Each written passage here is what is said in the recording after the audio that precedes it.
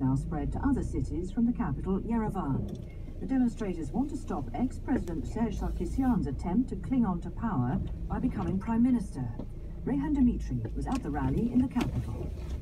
They are asking people, onlookers, people who are looking at them from the windows of their houses, to join them.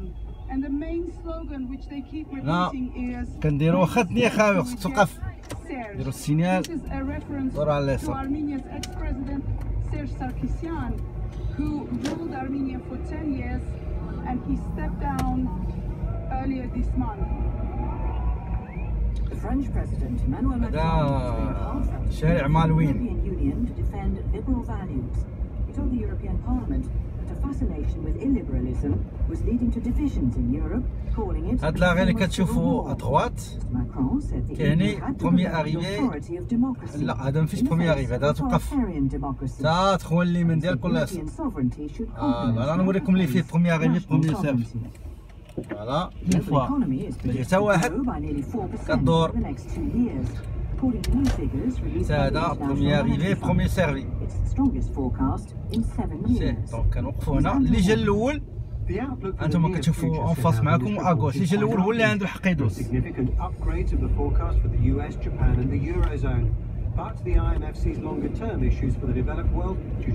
هنا باقي 30. There are also warnings about the risks that its main forecast might prove too optimistic. Private sector and government debt levels are high, and there's an increasingly familiar concern about major economies, a reference to the US and China flirting with trade war. World news from the BBC. At 9:04, this is VPR, and the following is a requirement to test the emergency alert system. This is only a test. ولكن حليل فين واحد على 1000.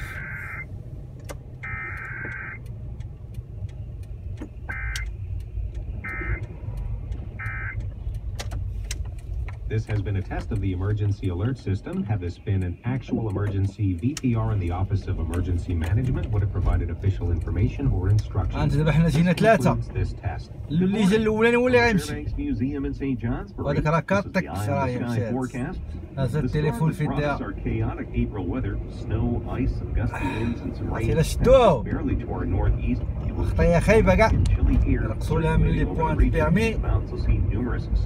40 maximum 40. Southern valleys, eclipse of sun. The forecast: scattered snow and rain showers, especially in the north and southern mountains. Mainly snow over the higher terrain with an inch or two. Mainly cloudy in southern valleys with maybe just a brief passing shower. Highs mid-30s to mid-40s north to south. Tonight, any mix changing to snow showers over the higher terrain north. Scattered passing showers northern valleys and southern mountains. Partial clearing in southern valleys. Lows upper 20s and low 30s tomorrow. Some breaks of sun in southern valleys, then mostly cloudy. Elsewhere, clouds, scattered snow and rain showers in the 40s. I'm meteorologist Mark Breen with an eye on the sky. كنوقفوا هنا مارك ستوب ديالك وتزيد. About Vermont, that brave little state gets a lot. So I asked why there are so many young people leaving the state. Why are so many young people leaving the state? Why are so many young people leaving Vermont? Youth flight is a topic of perennial concern in our state, but just how bad is it? Listen to the latest from Brave Little State wherever you get your podcasts. We have support from the VPR Innovation Fund and Switchback Brewing Company.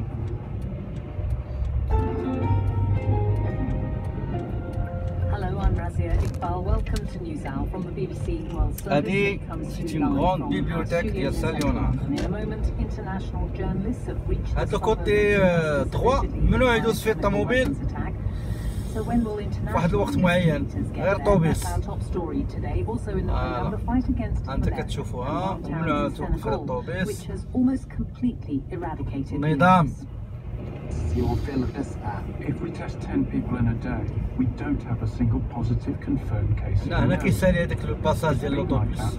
كاين اللي كيكون فيه الطوبيس الا داز من الطوبيس كيدوز من الطوبيس والطاكسي منو يدوز فيه في واحد الوقت مثلا ما بين 7 و 12 أو 3.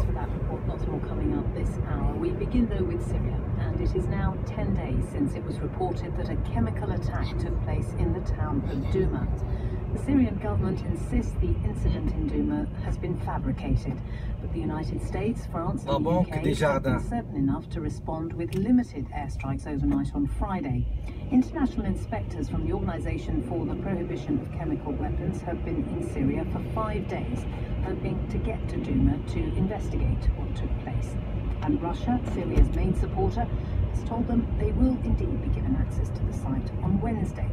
There's concern from the US that the area may have been tampered with. Russia's military has already visited the scene, as have some international reporters. Let's hear first then from Seth Doane, who is with CBS News. This was rebel territory until 2 days ago.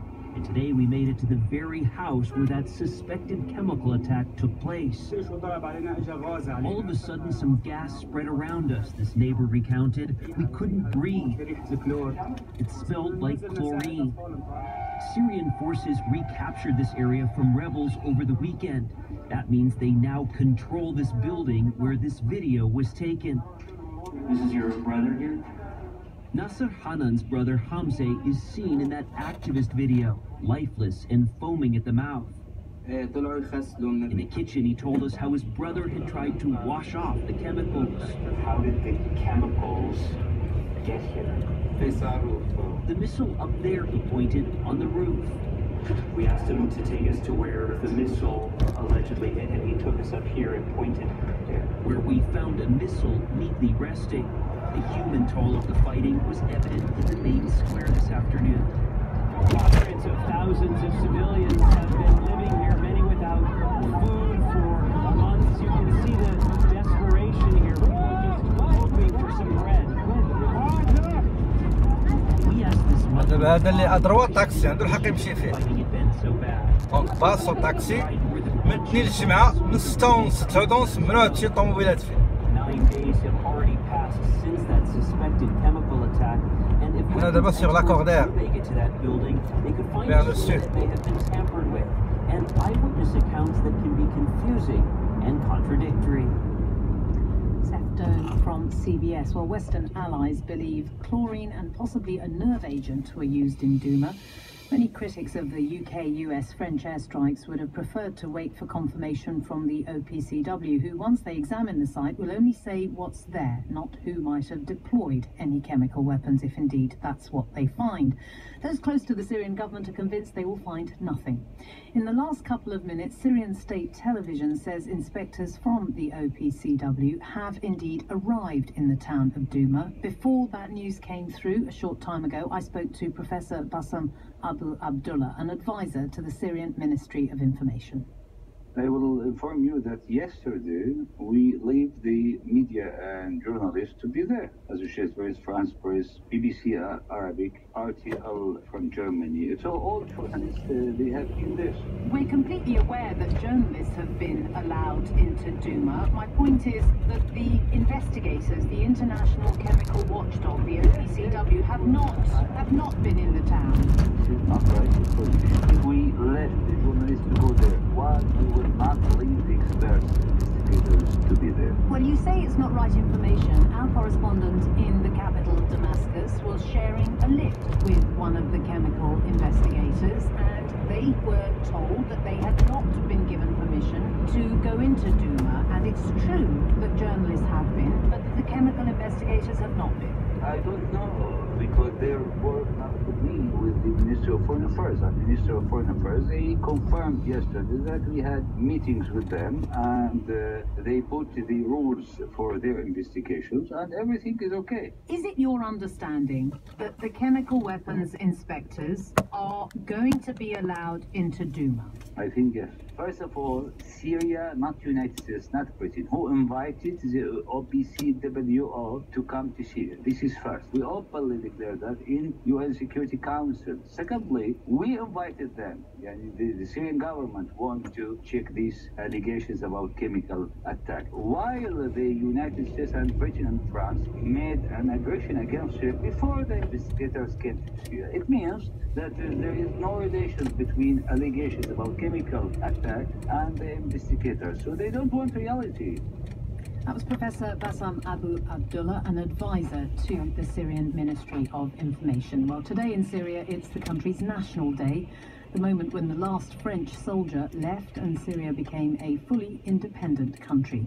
For supporters of the Syrian government, the moment has taken on extra resonance following the airstrikes by US, French and British forces. A major concert is being planned in Aleppo for this evening, and foreign journalists have been invited. Our chief international correspondent Lise Doucette is among them, and she joined a convoy. دابا هادوك اللي قدامنا غادي يقطعوا، غادي يشعل الضوء الخضر، ولكن ما عندناش حق ندوزو حتى يولي فاغ اونتيغمون. الا كان كلينيوطي كيعني بان راه خص البيط هما اللي يدوزو.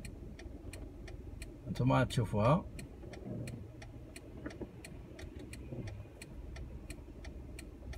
فوالا هو غادي يشعل.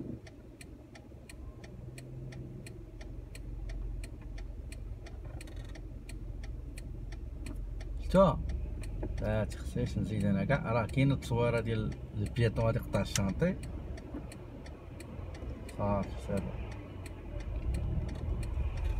فوالا حتى واحد ما دايز ساعه ندوزو.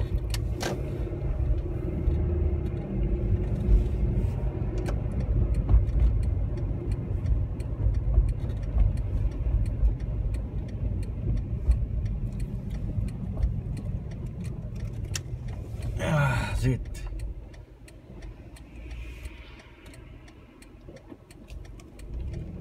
كنديرو بحال المغرب.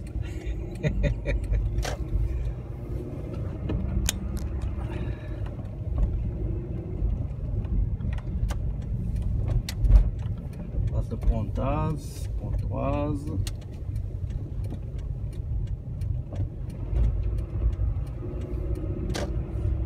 Aubert, rue Aubert, la rue que j'adore.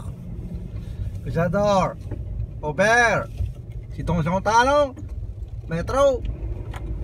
Viens ici. Viens ici.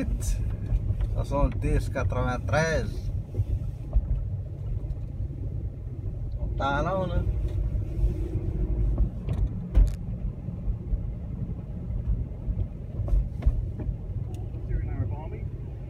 And we have to face facts that the Syrian Arab Army is made up of sons and daughters and brothers and sisters, uncles and aunts and cousins from all over Syria. So it's obvious that they support them, they love them and they respect them. It's the Syrian Arab Army that is keeping the people safe, effectively. That's predominantly what I've heard. The other thing I've heard is... The thing is that, let me just say, is that most mainstream media will cover the voices from Syria, the kind of voices that you said who do support the government, support President Assad and the army, but they also cover those Syrians who don't support the army and the president. It's a society of many voices. Yeah, but I think the majority support the government, and it's the vast majority. It's hard to say. I mean, it's a country of war. It's hard to make a very scientific idea. That's very true, but there was a presidential election in 2014, and Bashar al-Assad won effectively twice the size of the mandate that Theresa May is currently running on.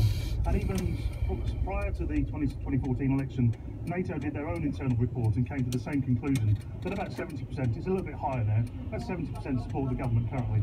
And what do you think will be the message of this National Day and this celebration in Aleppo? I think it's basically that the West, Mr. Trump and Mrs. May, they can do what they want with their cruise missiles, but the Syrian people will never be divided. It's a really defiant people. And for them, it's Syria or death. That's their identity, and that's the way they see their lives.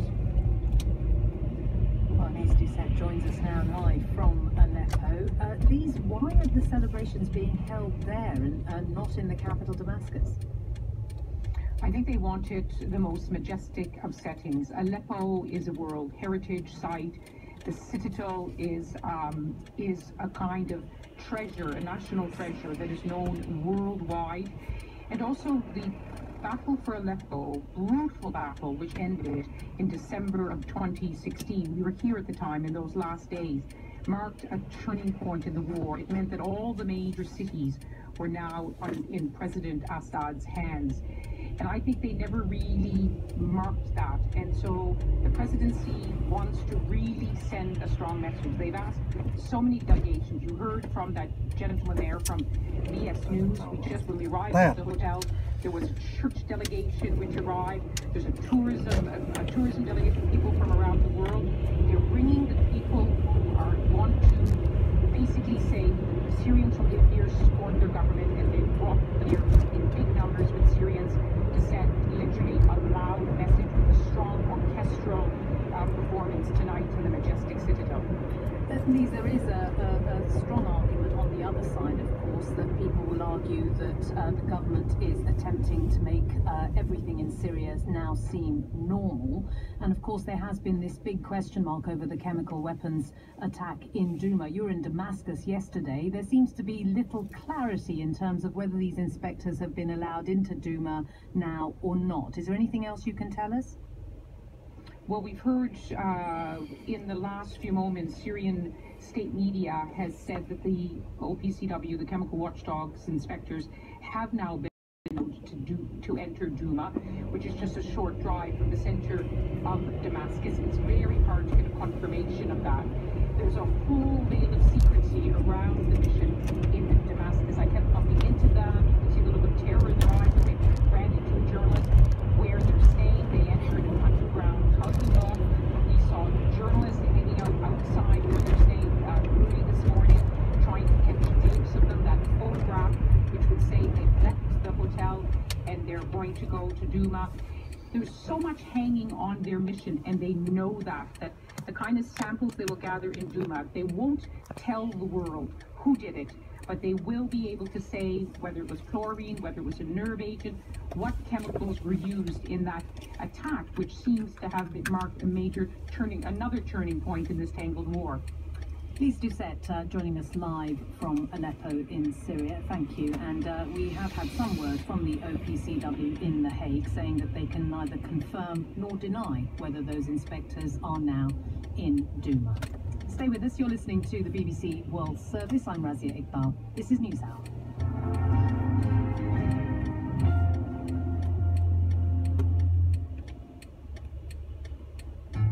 I'm Howard Weiss-Tisman, and I cover southern Vermont and the Upper Valley. The stories that we cover here at VPR help connect us. When a community like Hartford talks about racial diversity, or a town like Brattleboro tries to confront homelessness, the issues resonate across the state. Your support ensures that our reporters can follow these issues and share them. Please help us to continue telling the whole Vermont story together, and thanks. Good morning. You're listening to the BBC NewsHour on VPR. I'm Bryant Denton. Funding for VPR comes from IPJ Real Estate, downtown Belgrade, focusing on customers, clients, and community in Hamilton County and Vermont.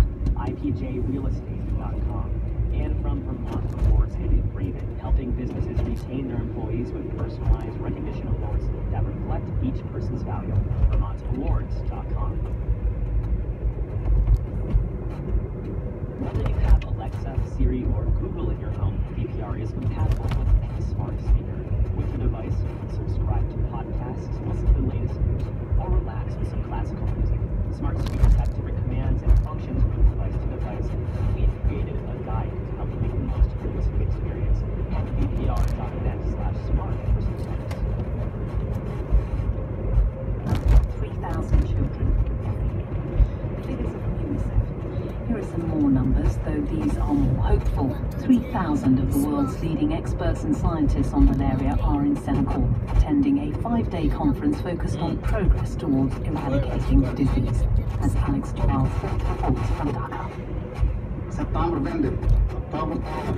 The district nurse, Salmanias, goes through his lecture to add up the malaria cases from the last rainy season. They're sharply down on what he remembers from when he started at the clinic. Back then, 20 years ago, out of 100 patients, 65 had malaria or were assumed to have it. And the most striking case was the daughter of Albert, who had malaria for 3 days and died. El Hajj Diop channeled the pain of losing his 12-year-old daughter into a mission to banish malaria from his town. I find him seated under the mango tree in his walled compound. One day in 1999, a Wednesday, my second daughter, whose name was Ami Diop, fell ill with a high fever and vomiting. 2 photographs he's holding are all that's left. But Ami's presence is in the intensity and detail as he recounts her last 2 days.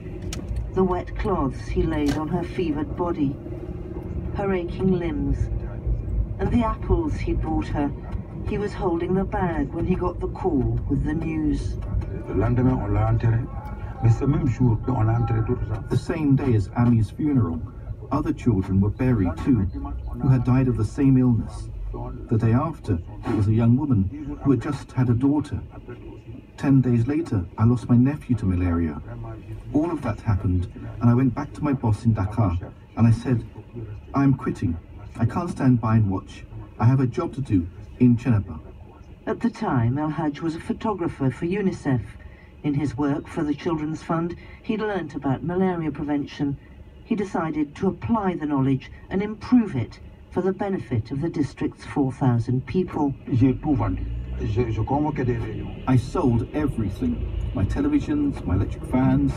I convened meetings, and people came from 14 kilometers away. I had to pay the transport. It's been tough, but it was right. USAID, the Global Fund, they're not going to be in Senegal forever. Then what do we do? That's why people have to put their hands in their pockets. Take responsibility. Each home in Tiénaba Sec contributes to a sanitation fund. Bed nets are the norm. Thursday is sweeping day. Neighbours are expected to report sightings of stagnant water that attracts mosquitoes. Nearly 20 years after Ami's death, Nurse Alunias says it's